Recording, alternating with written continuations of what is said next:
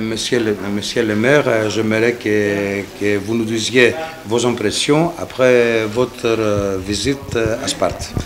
Eh bien, l'impression première, c'est l'émotion. C'est l'émotion de pouvoir imaginer faire en sorte que la famille grecque et la famille française se retrouvent à Sparte. Sur quels axes prioritaires vous avez mis pour la collaboration entre Sparte et votre ville? La priorité, c'est la jeunesse, à travers la culture, le sport et toutes les relations humaines que je souhaite développer. Quel est le message que vous voulez donner ou laisser aux Spartiates? Le message que je souhaite donner à nos amis spartiates, c'est de dire nous avons plein de choses à faire entre les Français et les Grecs, mais aussi entre les Plécéens et les Spartiates. Donc ce moment fort fera en sorte que nos communautés se retrouveront et c'est pour le bonheur d'une Europe humaniste. Vous nous avez dit qu'on aura une surprise quand on visitera votre ville. Nous avons effectivement un projet dans les prochains mois pour recevoir la délégation de Sparte.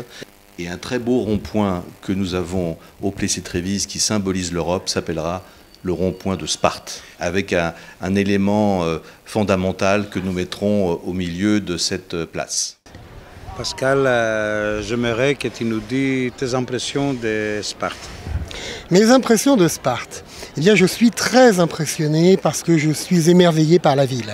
Émerveillé par la ville parce qu'il y a un contraste dans l'urbanisme, il y a des gens adorables, nous sommes très bien reçus.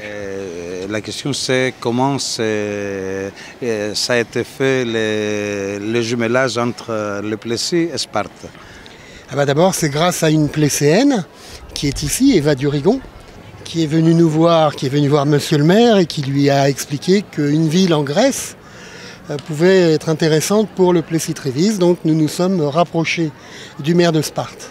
Nous avons déjà 3 villes jumelées. Nous avions, puisque depuis hier nous sommes jumelés avec Sparte. Nous avons une ville en Allemagne, une ville en Pologne et une ville au Portugal. Ces jumelages, et je considère en tant que président du club de jumelage, du club Robert Schuman, ces jumelages, c'est avant tout pour la jeunesse. La jeunesse, elle a besoin de découvrir d'autres cultures, de pays européens plus ou moins proches, et d'apprendre les langues. Et la Grèce, Sparte à travers elle, a un avantage énorme en matière de langue, c'est que beaucoup de Grecs parlent l'anglais.